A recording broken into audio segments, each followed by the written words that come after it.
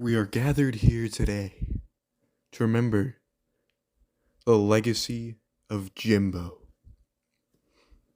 The legacy of Jimbo is a long-lost tale about a guy named fucking Jimbo. Yes. Jimbo and me both work at Charter Next Generation. And, you fucker! That's something he always said to me. And faggot. That was my other personal favorite. Jimbo is a material handler, which means he drives around the little whore machine, picks shit up off the floor, and puts it on the yanker banker belt.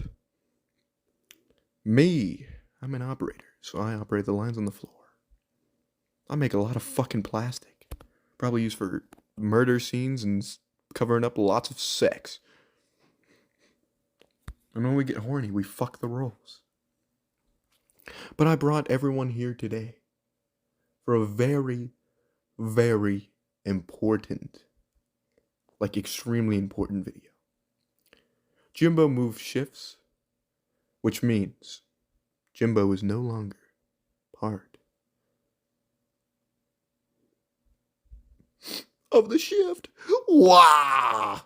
So, today, I wanted to kick it off with 5 of his famous quotes, like the ones that stuck with me, and then maybe a story or two Jimbo told me, and then we'll end it off with the last quote he told me, the last thing he said to me, because I saw him again recently, and he said something that I will never forget. But first, we will start with a story. A Jimbo classic, motherfucker. You motherfucker, you're a faggot. That is what he said all the time. He walked like an angry gorilla going to fuck an innocent little monkey. Jimbo was remembered as a legend. He was a golfer, I believe. And he told me once a story about golf, which some of you may have heard before in the audience. He said he was out on the golf course and he was hitting balls, and one landed over by a pond with some fucking geese in it, as he said. And he went over to get the ball, and the mother goose went to protect the ball because it was right next to her fucking babies. So he kept reaching for it, and the stupid fucking goose would not back up. He took his club, smacked that fucking goose in the head, and he said its head spin around like 3 fucking times. God, what a story that was. Jimbo was quite a legend. Another story I have of Jimbo. I was walking into the break room. Jimbo was driving by on his fucking whore machine, and as he passed me, there was a bitch with a fatty walking by, going up the stairs to the office. And as he saw me looking up, I glanced away quickly, thinking he saw me, and he told me that he didn't care and that I could keep looking. So, anyway, later that night, me and Jimbo fucked her. Now it's actually very sad. It's a very sad day because Jimbo and me, there were too many holes. We needed more men next time. Nah, but just kidding. That was a very funny moment with Jimbo. And one of the more recent happenings before he left was actually in the break room. Or not the break room, the conference room, because we do meetings every other Thursday on the short week. And Jimbo came in, and they told me, so I was training up at that time to operator 2. I'm now an operator 3. They told me at that time that in the meeting, they shouted me out like, "Hey, Colin, do your fucking training on the computer." And I was like, "All right, I'll do that." And Jimbo was like, "Yeah, every night you go home, you probably watch 4 fucking hours of porn and then you go to sleep." And I was like, "Yeah, get that right." I did not deny it, and everyone thought it was very funny. I did not deny the fact that I watch at least 9 to 10 hours of hentai. Yeah. But yeah, anyway, now I'm an operator 3, Jimbo. The lead fucking whore driver is now on A shift. Very sad. Very, very sad. But yeah, his quotes. There are many, he told me. One, a very, very simple one. If you can't come in her, come on her. That one has stuck with me ever since. And that will be remembered very long as a Jimbo quote of the day. Why, as I like to say, the wise words of the day. But anyway, there's a very good chance this video ends up being a half an hour long because Jimbo was just such a goddamn legend. A goddamn legend, I tell you. Jimbo the Chad. Jimbo the Sigma. I want to have a moment for Jimbo's song right here.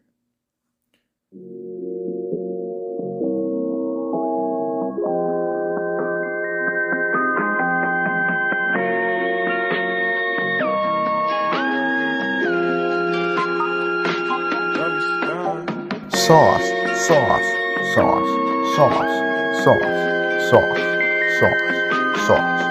Sauce, sauce, sauce, sauce, sauce, sauce, sauce, sauce.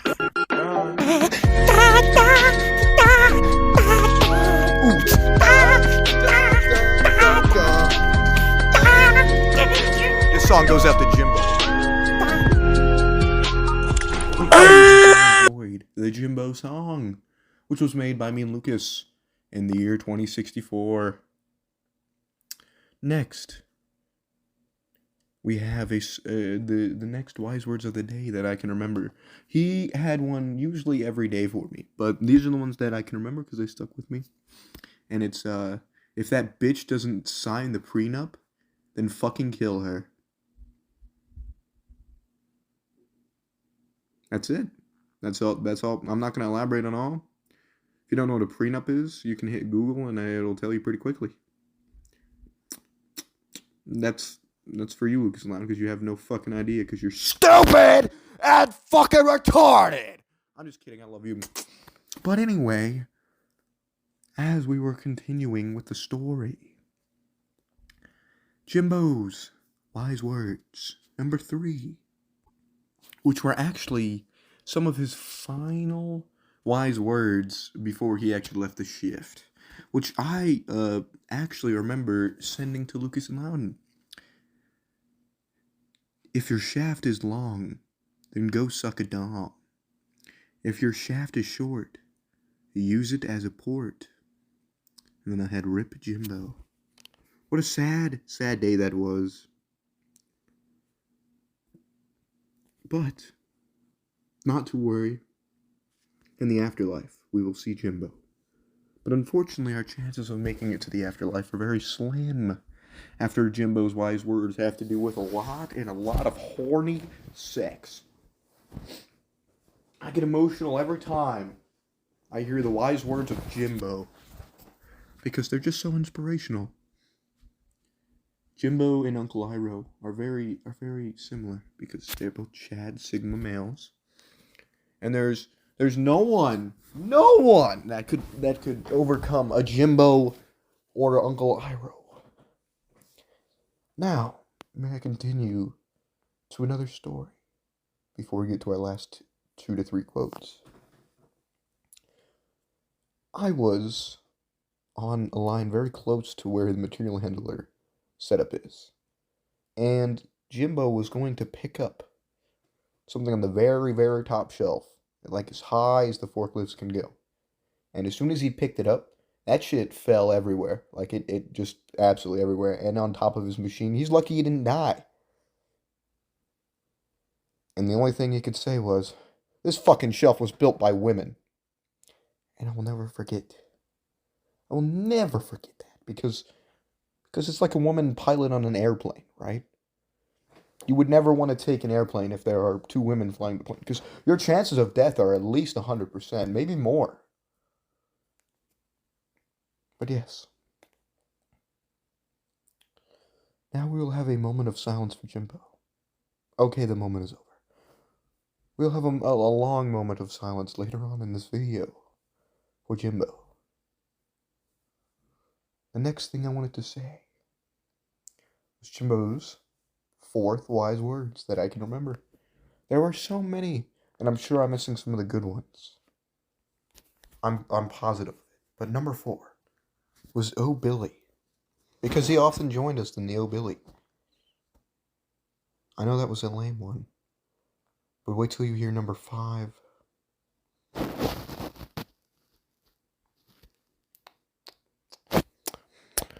Number 5. The wise words of Jimbo once said, if your wife is a whore, then at least share that fucking bitch. It was something along those lines. That doesn't sound right, but it was something close to that. You get the idea, right? It was the same theme. Something about a wife being a whore, share her. You get the fucking idea. Okay. We will now have the long ass moment of silence for Jimbo. I'll see you guys later.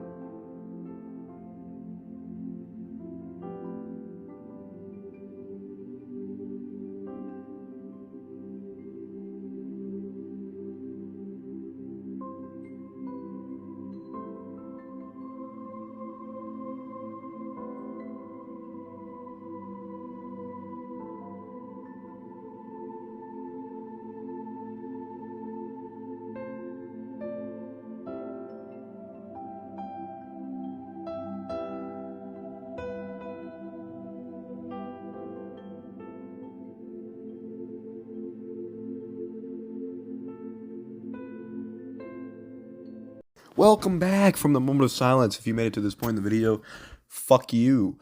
Anyway, I last saw Jimbo a week ago from the day of filming this, and I asked him, would you let a 6'3", 200-pound woman sit on your face? And of course he responded with, what a hell of a way to die. I was like, of course, my brother.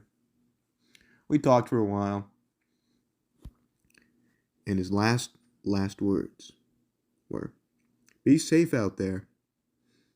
But if you're not, name him after me. Thank you, Jimbo, for all you've done. I will see you again, my brother. And take care of the wife for me. Goodbye.